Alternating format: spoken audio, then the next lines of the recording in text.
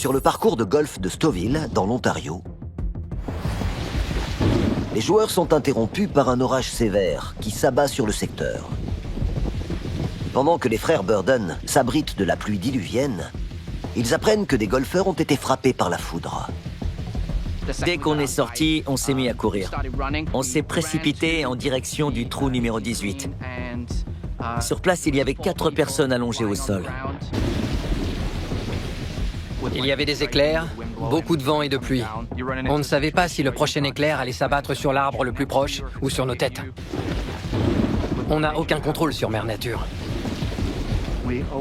On prévient toujours les gens de ne pas s'abriter sous les arbres ou à proximité d'objets métalliques.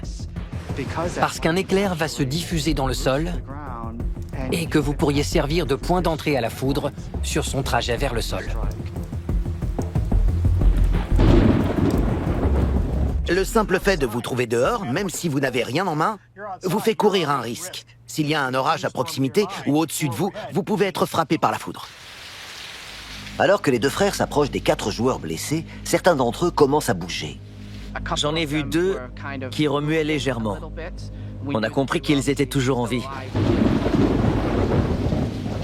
Quand on s'est approché du corps le plus proche, on a constaté qu'il respirait et qu'il bougeait un peu. Quelqu'un nous a dit qu'il y avait un autre corps au sol qui ne respirait pas. Son polo était brûlé et déchiré. Il avait des trous dans son pantalon. Sa casquette avait brûlé. Elle était tombée à côté de lui.